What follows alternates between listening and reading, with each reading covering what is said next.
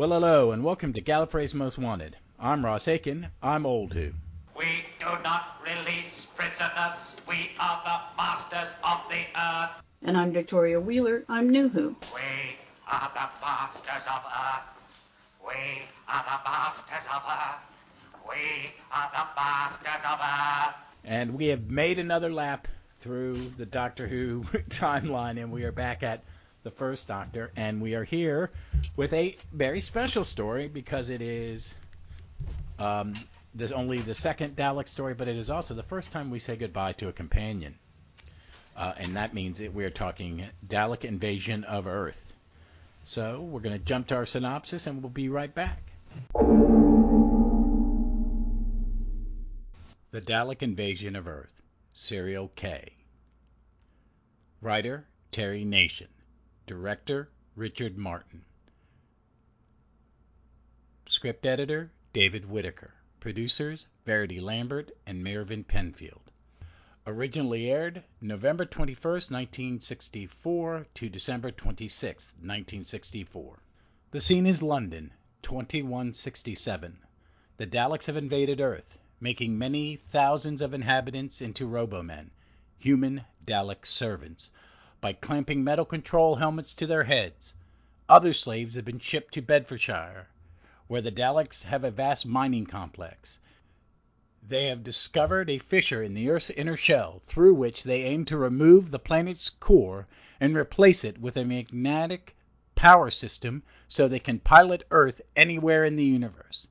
The Doctor and Ian are captured by Robomen and taken to the Dalek Supreme, the Black Dalek, who tries to change the Doctor into a Roboman, strapping him to an operating table in the robotizer chamber of a Dalek flying saucer, parked at Chelsea Heliport.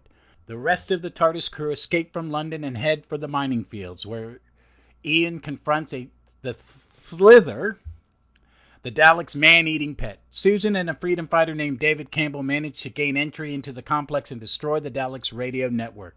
No longer under the Dalek's control, the Robomen and the slaves are encouraged by the Doctor to rise against their inhuman masters. A bomb is detonated, which destroys the Daleks and their craft. Earth is now safe, and Susan, who has fallen in love with David Campbell, decides to stay behind. With the departure of Susan, the Doctor's granddaughter, the TARDIS crew changes for the first time. Another wonderful synopsis from the Doctor Who Program Guide, the complete guide to every Doctor Who story by Jean-Marc Léofficer.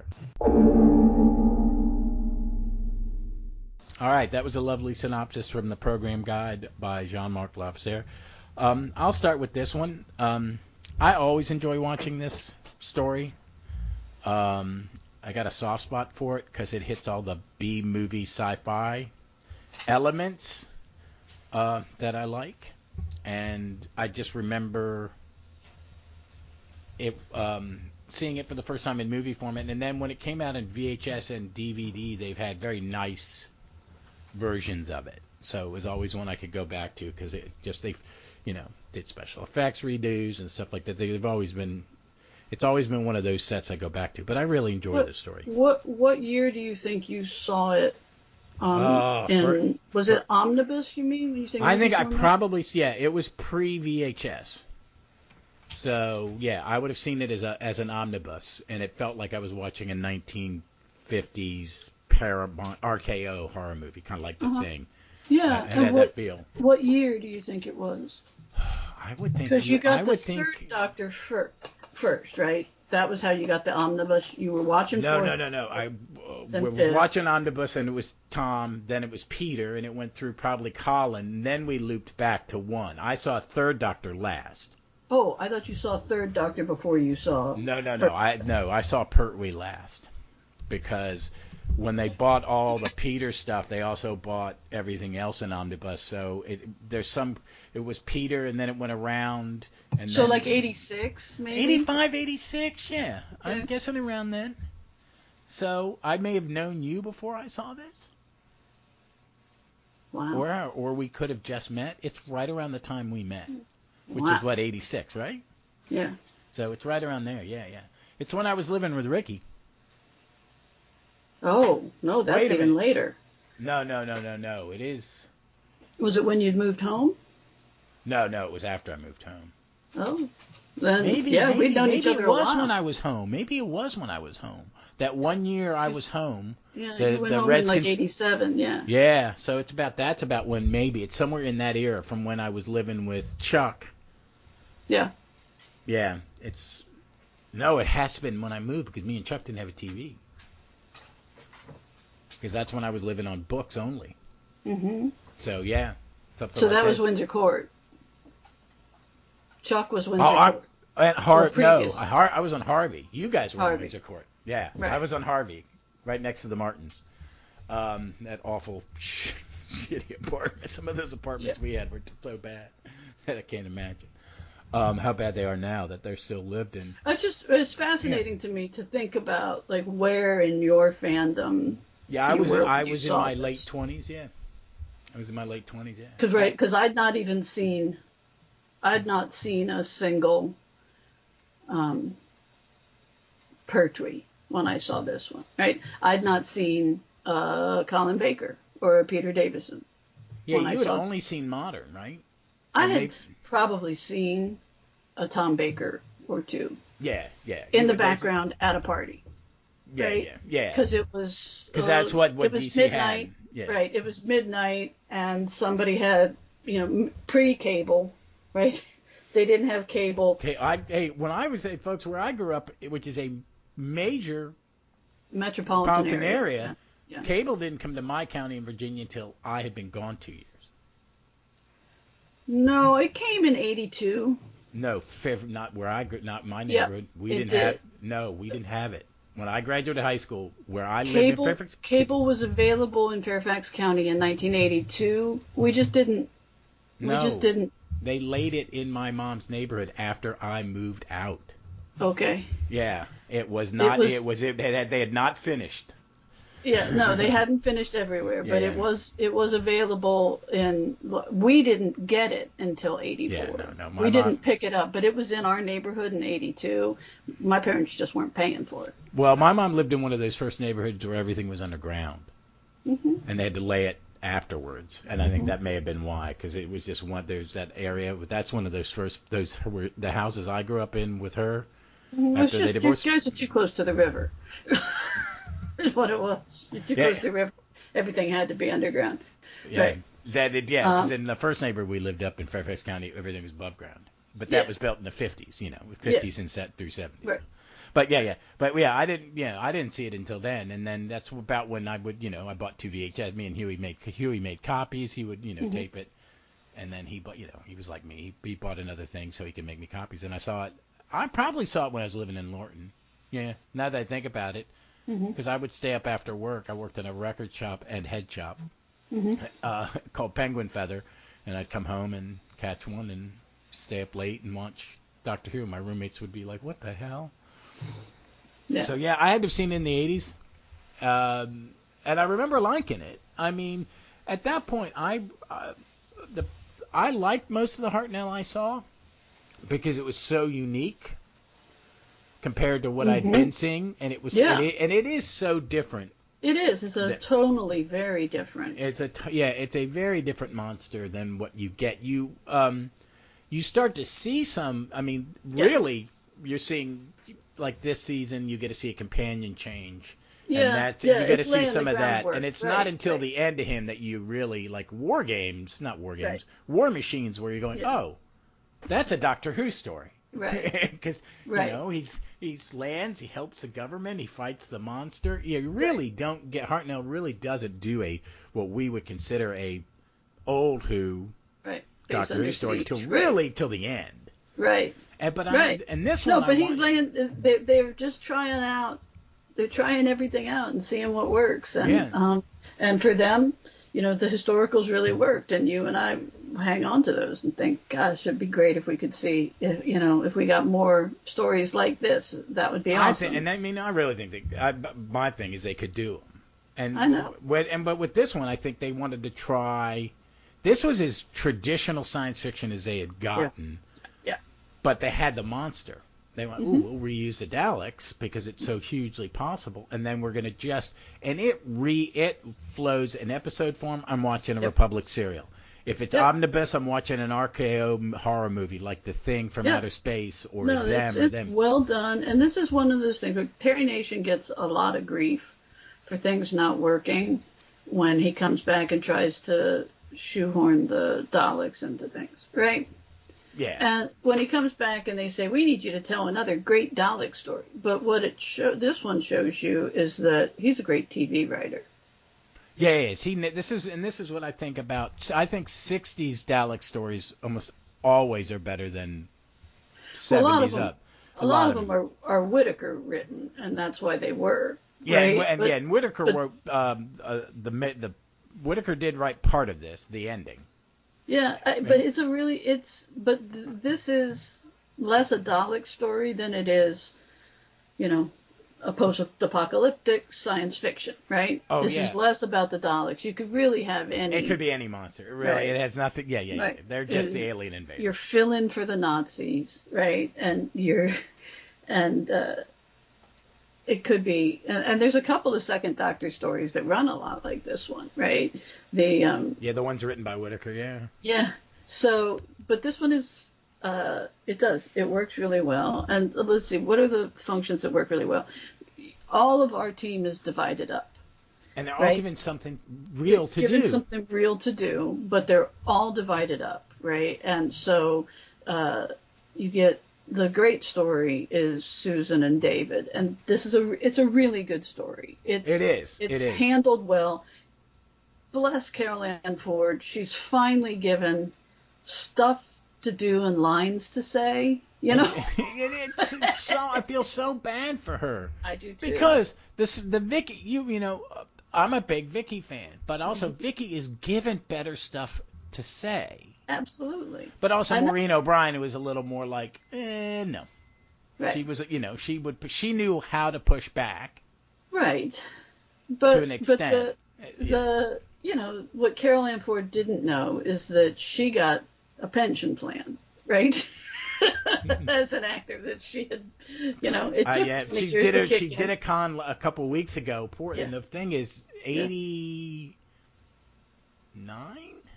She's 89. She's almost 90 because she's not that much younger than the other two. She was in her mid-20s playing a kid. Right. No, she had kids. Yeah, but she gets stuff to do. She's given good scenes, and David is great. Right, he is a very heroic, very can-do, sympathetic. Textbook character in something like this, right? Like this is where he cares about saving his world, and so he's good. Ian gets to be the man of action, and I mean he does everything. Right? He meets with the black marketeer, right? Like he blows up, right? Like he gets involved in blowing things up. The whole elevator sequence, which is great. It's just a really good sequence, right?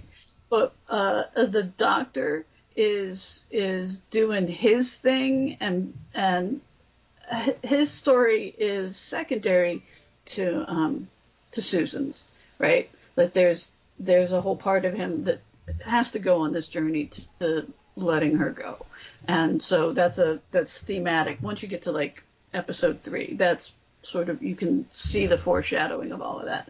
But Barbara. Right? Barbara's pushing wheelchairs down the street. Barbara's driving fire trucks. Barbara is going to personally overthrow the entire Dalek Empire. It's great. As she gets caught, there's a classic World War II resistance and getting turned in as a spy. I do love that scene. It's a great scene. It is. It holds up. It's so good. Yeah. And I was looking in About Time, and they talk about a movie about it could happen, or it happened. It happened here, and I went and it's on YouTube. And I skipped around to different scenes, and it's very disturbing. It's really, because it's done as a straight drama, and it's basically what if the Nazis had occupied England? Right. And there's the woman looks like Barbara. Yeah. And she's a nurse, and she ends up being a nurse for the black shirts as Uh-huh. they take over. And it's just like, I was like, wow, yes. But now here's and the money. And it was made 2 years before this. And I'll bet you money that nothing she gets to do is anywhere near as heroic or self-actualized as Barbara. Oh right? no, she's a witness, and she's a witness. It's one of those things where you're watching. Barbara turns. I mean, this one. What's her name? Jackie. Yeah, Richard Pryor's wife. I love her. She's really good in it. She's an incredibly good actress. She had to dye her hair blonde to do the part because she is real. You know, she's like, she wanders over and like, let me see the ankle, right? Like she sunks the work that she's doing down on the table, right? There's an exhaustion level, and there's a care, and like, just threw it.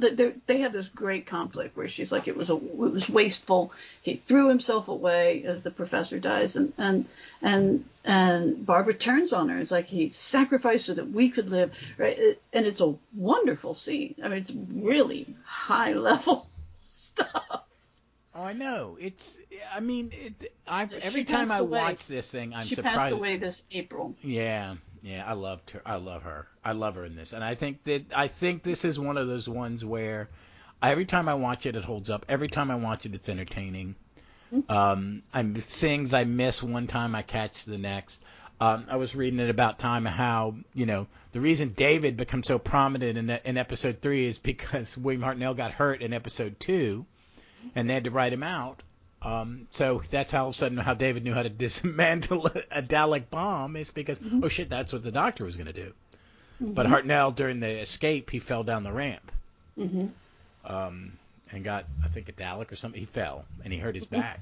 The Dalek in the ship with the guy that Ian meets. And he goes on that they all end up in Bedfordshire for the mine. The guy Daryl or whatever. Yeah, he's a great character. The three of them in there, and he's just being like, "What are you idiots?" At level of it, I think people. I've noticed this more I read, and that people don't like Richard Martin as a director.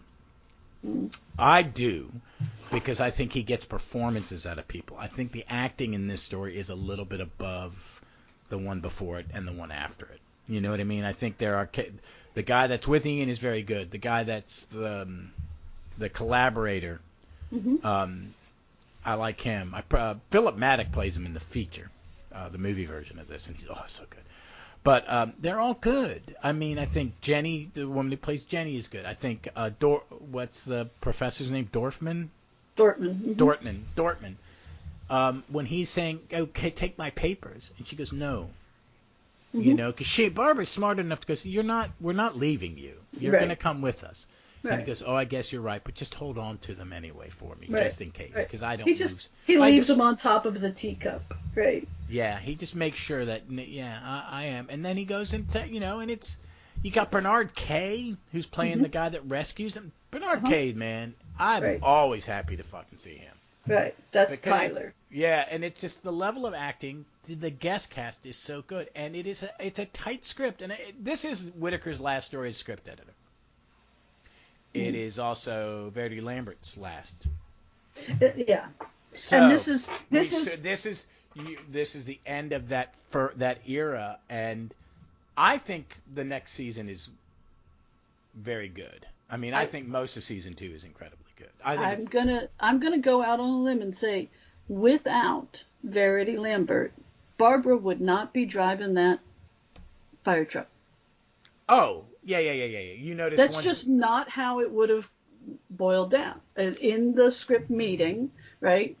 Lambert said, "Why can't Barbara drive the fire truck? Why don't we just have Barbara drive?" Like, because without that nudge, it doesn't happen.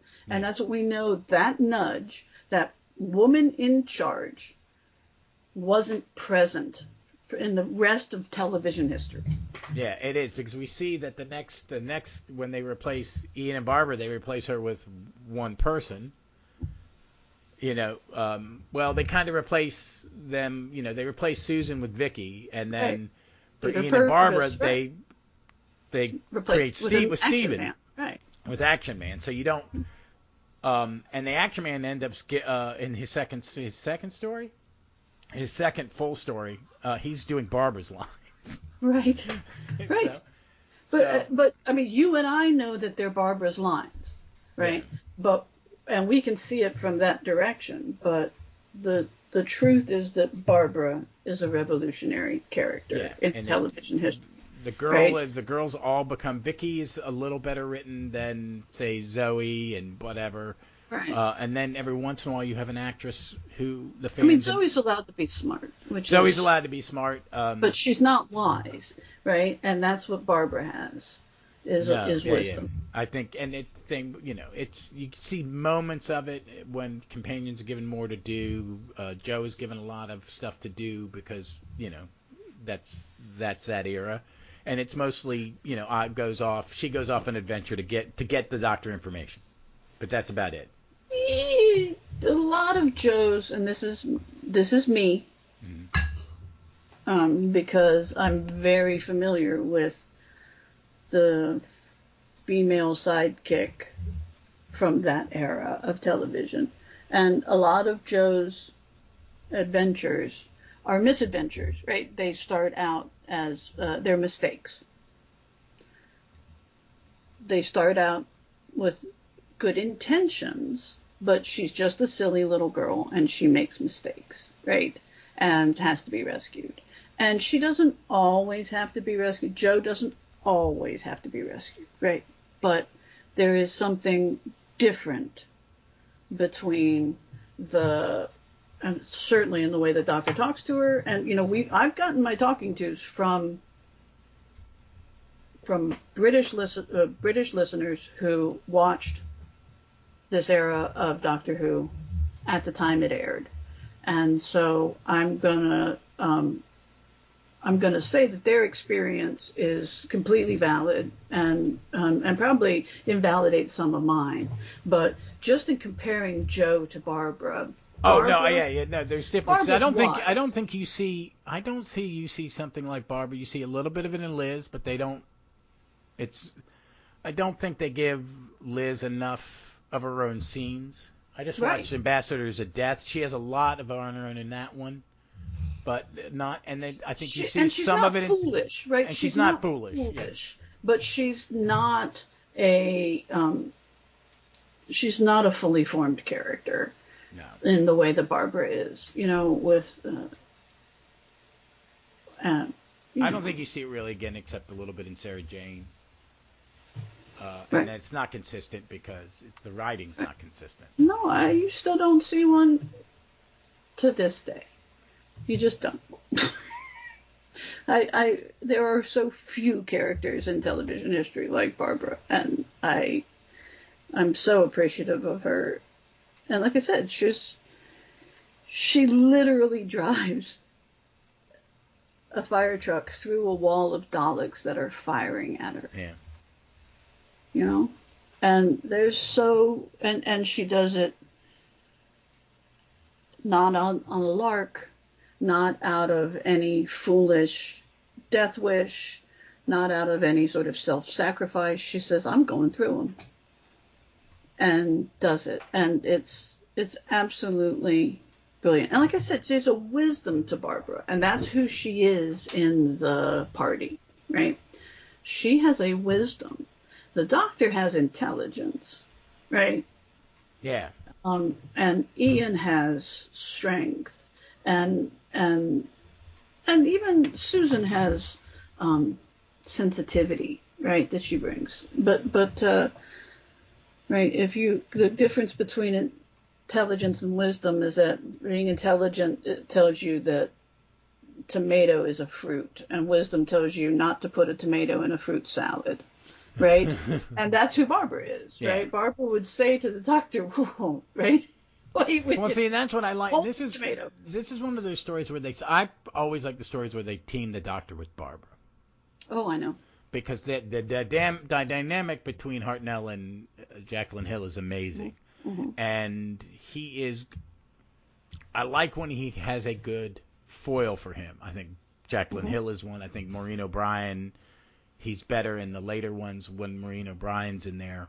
with him because it gets a different thing from him. It's more a paternal. Mm-hmm. But with Barbara, he sees Barbara as almost as an equal in some ways, and a moral compass. And they have those debates, in the Aztecs. Mm-hmm. But then later on, when they're like in the chase, they get teamed up together, and it's great. There's a great chemistry between William Hartnell and Jacqueline Hill that adds to it. But in this one, it's like they give her a foil with Jenny. Mm-hmm. She's action man in their segment. Mm-hmm. Jenny is the voice of. Not the voice of wit, but the voice of she's asking the questions the audience is going to ask. Why would you do it this way? Wouldn't it be, to show you, the decision-making process when you're under these things? Because Jenny's a very well-written character. And I think the actress fleshes her, a lot of the fleshing out is the actress, just put her acting, her choices as an actor. Like you knew, when she's checking Absolutely. the leg, it's how she delivers, because those lines could have been all sugary sweet and blah blah blah, mm-hmm. but that they because the men are pragmatic, mm-hmm. she's angry and pragmatic. Mm-hmm. She's got a chip on her shoulder because she's under the yoke of an invader, mm-hmm. kind of thing. That so. But they don't give it to the male characters. They give weakness to some of the male characters, like the collaborator and the profiteer and stuff like that. Mm-hmm. But, like Tyler, he's go-get. He knows what he's doing. David is sure of himself. He knows what he's doing. They're basically heroic male heroic characters. Mm-hmm. And I think both actors do them justice and act, I think it's Bernard Kaye. He's a good actor. And the guy playing David does a very good job. But he also has the romantic end. He has the love story part, which he does very well. But I think Jenny and Barbara, they have a really good dynamic, and they get to talk about what it's like to be under the yoke, Yeah. They meet, the women turn on them. Jenny doubts, you're wasting him. No, he made a sacrifice so we can go on. Now, shut up and let's keep moving, Mm-hmm. So, yeah. I agree. I like everybody's given some. I think Barbara's got the better stuff of the three of them. Mm-hmm. I think Carol Ann Ford's given something to do because it's the love story, and you're gonna, this is one time at least you see them mm-hmm. fall in love, kinda. Mm-hmm. Which I don't know if that was always in the plot or was added later.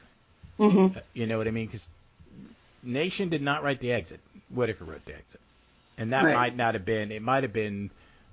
He told Nation, just get me to this point. She's leaving. I will write the exit as script editor. I'm writing. This is big deal. I'm writing it. Because you've only written 3 stories. Mm-hmm. And also I'm the script editor. I'm going to save that for me to make sure it's done well. Because, how much you want to think there was talk is without her does this show end? If we start changing characters, what's... because in American TV, you didn't change characters unless somebody got fired. Mm-hmm. Or asked for more money. And then someone else came on and played the same part. We got 2 Darrens in Bewit. You know what I mean? Right. But I overall, I agree with you. I think Barbara's really good in this. I think there's not. I don't think there's much. I don't think there's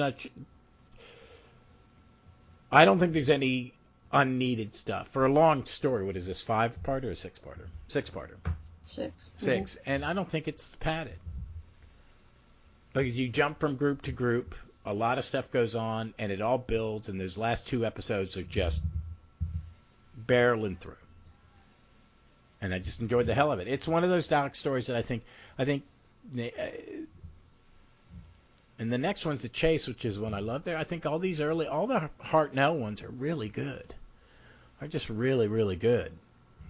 So, what do you think about the farewell? I like the farewell moment. I think it's great. I think it's like give Hartnell a good monologue. Yes. It's a monologue. Well, and it starts a couple episodes earlier, right? He comes back on. She tries to convince him that David knows what he's talking about, and he's like, I'm in charge. And then David comes back and is appropriately respectful of the older gentleman, and he thinks he's fine, right? And then later there's a nice scene with them, with the doctor coming back and finding Susan and David sort of lounging about and getting closer, obviously, and he's like, quite, right, like, huh, and he's paying attention, and he sees it, and he sees that it's good for Susan, right? So there's just these little ticks that he does across all these little scenes where he's acknowledging that it's happening and that this is what she needs, and it's just good acting by Hartnett. It is. It's that thing that when you have someone, people go, well, my parents didn't know. It's like, parents know everything. No, you're full of shit. You're not that fucking clever. Yeah. They may not say anything because they're letting you be you. Right. And discover. Or they may not care. Normally, right. I would hope, but prefer. But with Hartnell, I think you're actually seeing that moment. Yes. Where Susan, you may not notice. She may not notice it. I think he's thinking, does she know what is going on? Mm-hmm. But it's a good thing. So when he's going to have to force her hand, mm-hmm. It is. He does. Leaves her in a ruined, post-apocalyptic world. Right. But it's. But he nice knows she's going to be okay. Yeah, he knows she's going to be okay. And then you have John Peel write stuff into it in some of the right. two novels, and they do them in the audios because she comes back in the audios and she ages slowly. She's like, mm-hmm. They gave her own Time War box set, which is great. Mm-hmm. The Eighth Doctor had come back in the story. Paul McGann and her did one. They meet a couple times. She has a child, Alex, in the audios who is played by McGann's son. Mm-hmm. But there's one where he tries to tell her not to join the Time War, and she goes, "Sorry, grandfather, mm-hmm. I'm going to fight for our people. Mm-hmm. You do what you're going to do." And she goes off and fights in the war. When the Eighth Doctor's pre-war Doctor trying to stay out of it. But mm-hmm. But I mean, I liked it. I do like that monologue. Someday I shall come back. They've used it again and again, and I loved it. You know what? To be honest, the first time I saw any of this is when I saw the Five Doctors. Yeah. That was the first time I had seen Hartnell, and I knew what it was from because I had heard of it. I'd never seen the clip mm-hmm. because the internet was new. You couldn't go and just Google something and find whole chunks of Doctor Who. Well, you didn't see Five Doctors. You saw Five Doctors about the same time it came out. It aired in America first. Yeah. So I saw. I think I was 82, 83. Yeah. 83. Yeah, I saw it within days. Yeah. I think so I was in high school. Yeah, duh. I was yet. in high school. The internet hadn't even been invented yet. Oh no, I know what it was. I was home for Thanksgiving. Yeah. Because it aired on the 23rd. Yeah. Huey and me got together and maybe smoked some Herbal Joy and watched the Five Doctors. Yeah. Because he was living with my mom at that point. So, yeah, I would have saw it that Thanksgiving, I guess. Mm-hmm. So, but that was the first time I saw him. So, but I like this one. I like it a lot. I did think it holds up. It's a classic. It is, it's a good bow tie to the end of the Lambert-Whitaker era because I think Whitaker is one of the best script editors the show's ever had. Mm-hmm. He is the perfect script editor for Verity Lambert. Mm-hmm. You know what I mean? I think he understands what she's asking. I think he understands dialogue better than some of his writers. And I think most of the fixes we see in mediocre stories are him fixing it. And I think it's why the next two Dalek stories are written by him and why they're so good. Because I do think the chase in Dalek Master Plan is really good.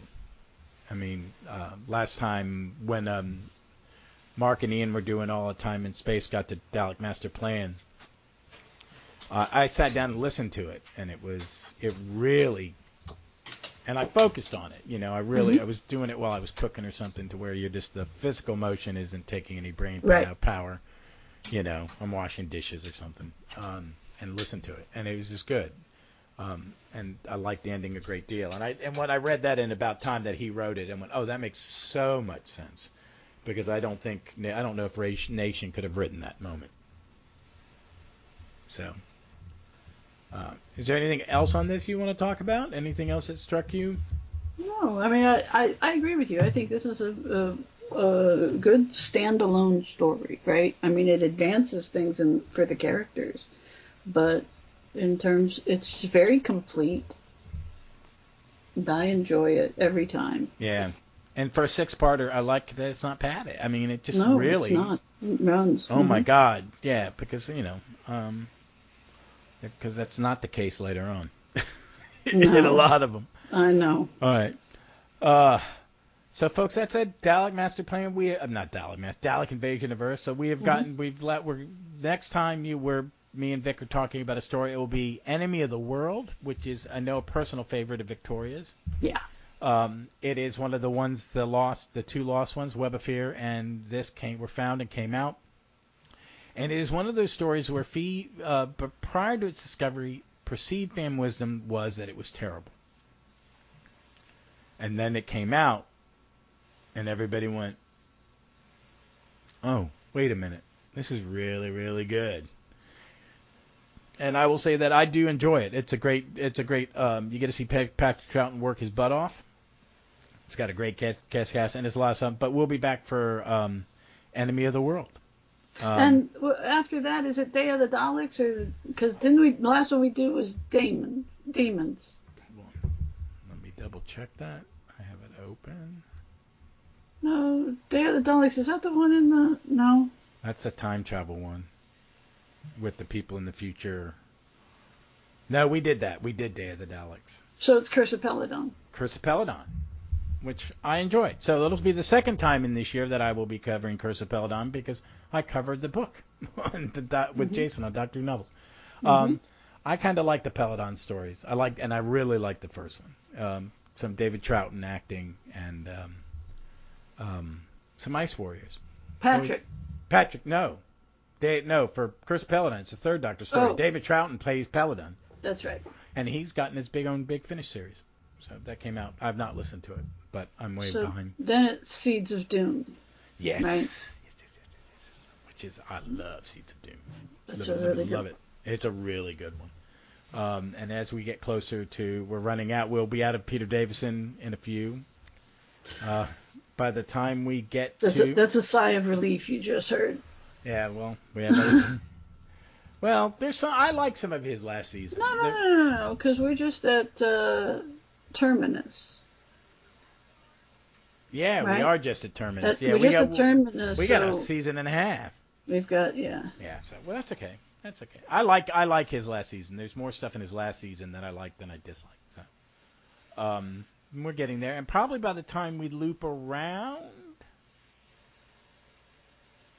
No, we won't. The centenary will not have aired. Not right, but then we'll be at. Then we'll have a 6th Doctor Big Finish story, and then we're going to be at Curse of Fenric. Yes. Yay! Very excited about that one. That's definitely one of my favorite 7th Doctor stories. Yeah. Probably my second favorite 2nd Doctor story or 7th Doctor story. So that's all good. Yeah. Enemy of the World is my Is that your favorite favorite Troughton? Yeah. I get that. I think so. I think so. That. Just because it's a masterclass. It is. Yeah. And you see why the guest cast is so superb. There's not but a even the sets. Even the sets are good. The location is good. It's just a little different. It's just a little different. It's This is my favorite. This is my favorite 2nd Doctor story. Like the Bizarro World one is my favorite 3rd Doctor story. Oh yeah. But this one is what you get to see why he's Larry Olivier's favorite cast actor. And why he's I know. Yeah. He's just it's so good. It's so good.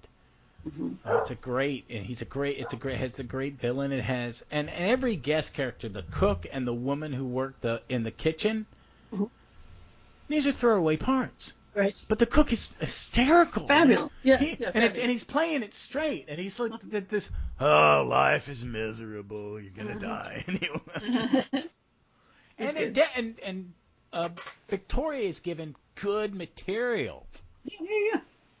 She has her own. She has her own little adventure, and she's, I love it. I can't wait to watch it again. I can't. Yeah. So, all right, folks. Well, that's it. You can find us on the internet, on Twitter at Gallifrey's MW Pod or at Runcible Report. Vic, do you have any recommendations? Don't get Lyme disease. Oh, yeah, no that's okay.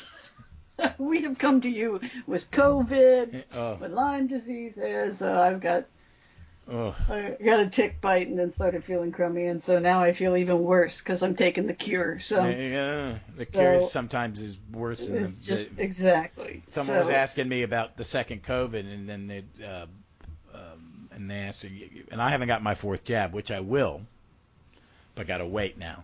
But said, is it worth it? It's like, yeah.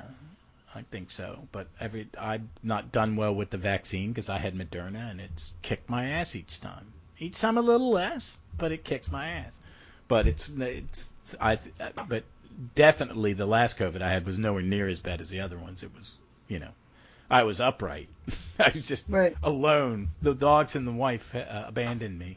Yeah. And it was just me and the cats. And and Roger Moore Bond movies. So. But folks, I don't have anything to recommend. I'm playing catch up on some Big Finish. I'm on a River Song box set where she is subbing for the Third Doctor as assisting Liz Shaw. So it's basically Liz and River box set with the wonderful Daisy Ashford playing her mom's character, Liz, and John Colshaw playing the Brigadier. And I highly recommend it. I could listen to that for days. Oh, no. They do one where it's, oh my goodness, Liz and the Doctor go back in time and battle an alien, and the Brigadier actually has action to do in the present day. It's amazing, Vic. You would love it. And the second story is about a fake suburban neighborhood, and the Liz is trapped in it, and River's got to get her out. Cool. So, yeah, it's a lot of fun. So, but folks, until then, we look forward to seeing y'all somewhere in time or space.